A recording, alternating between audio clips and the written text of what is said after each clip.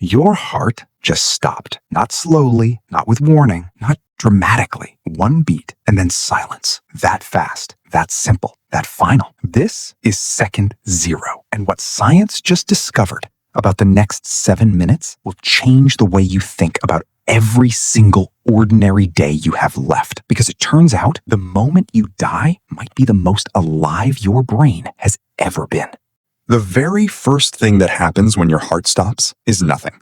At least, nothing you can feel. Your blood pressure drops to 0.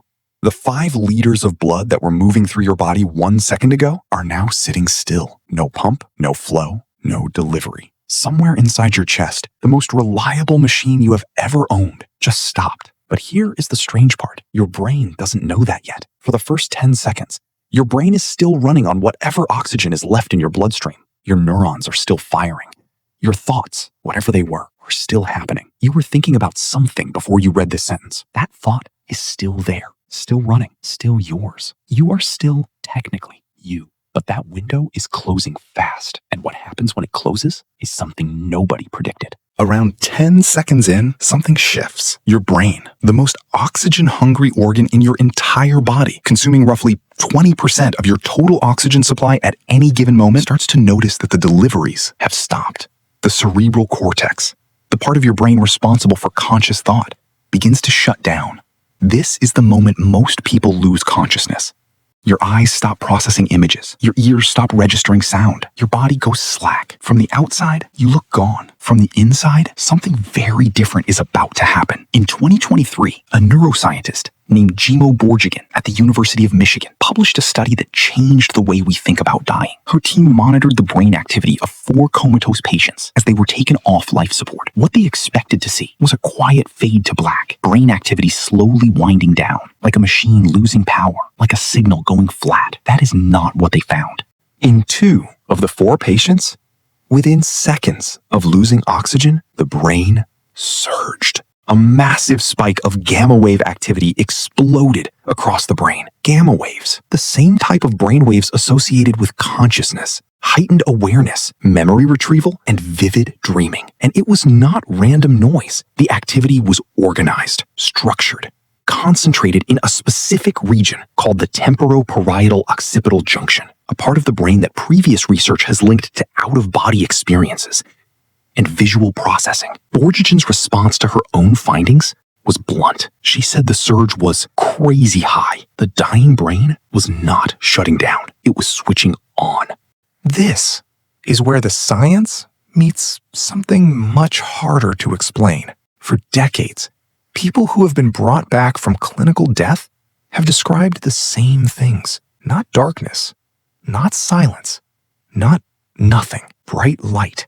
A sense of floating above their own body, a peace so deep it defies description. And then the life review. You have probably heard the phrase, life flashes before your eyes. Most people assume that means the highlights, your wedding, the birth of your child, your greatest achievements, the moments you worked hardest for. That is not how it works. The people who have actually experienced it say that is not how it works at all. It is not the big moments. It is the small ones. Riding your bike as a kid down a street you barely remember. Sitting at your desk checking your email on a completely random Tuesday that meant nothing at the time. A smell. A sound. A face you almost forgot. A white cat on a staircase you do not even remember being near. That last one is real. A young man, resuscitated after clinical death, described seeing a white cat on a staircase during his life review. He could not place the memory. He had no recollection of ever being in that building. So after he recovered, he described the staircase, the apartment layout, the cat to his mother. She told him they had lived in that exact building next to a neighbor who owned a white cat. He was 14 months old when they moved out. 14 months old. He had no conscious memory of any of it, but his brain had stored every detail, every texture, every layout, every ordinary moment. For an entire lifetime, this raises a question that neuroscience still cannot answer. Are all of our memories still in there? Every single one? Every face? Every room? Every Tuesday afternoon nobody thought mattered? And does the dying brain in its final surge of activity, somehow unlock the entire archive? We don't know, but the brainwave data suggests something is happening that goes far beyond a simple shutdown. While your brain may be lighting up, the rest of you is going dark. Around 30 seconds after your heart stops, your blood is no longer carrying oxygen anywhere. Your cells, all 37 trillion of them, start to notice. They switch from aerobic respiration, which requires oxygen, to anaerobic respiration, which doesn't. This backup system produces energy, but it also produces lactic acid. And that acid builds fast. Your muscles, no longer receiving instructions from a functioning brain, relax completely. Your jaw drops open. Your eyelids stop holding themselves shut. Your pupils dilate and go fixed. If you were standing, you have already fallen. From the outside, every signal says gone. But from the inside, the data says something else entirely. Dr. Sam Parnia at NYU has spent over 2 decades studying what happens to consciousness during cardiac arrest. His AWARE studies, the largest of their kind, examined hundreds of patients across 25 hospitals. The findings are hard to dismiss. Roughly 40% of survivors reported some form of consciousness during the time they were clinically dead. Around 20% described structured thoughts, clear memories, a full sense of awareness. And about 3% could see, could hear, while their hearts were not beating, while their brains showed no visible signs of activity to anyone in the room. One of the most consistent reports from people who come back is that they were not alone. They describe seeing someone, a grandparent, a parent, a person who had already died, who seemed to be there specifically to meet them. Some say this person told them it wasn't their time yet. Others say they were guided somewhere they cannot fully describe. Whether this is the brain creating a final comforting hallucination or something else entirely is a question science has not been able to settle. But what the data does tell us is simple. For most people, dying is not painful. It is not dark. It is not empty. It is, by most accounts, peaceful. At around 60 seconds, the damage to your cells is becoming serious, but not yet permanent. Brain cells can survive without oxygen for roughly 4 to 6 minutes before permanent damage sets in. That means at the 1-minute mark, you are in biological limbo, not alive in any traditional sense, not gone in an irreversible one. This is the window.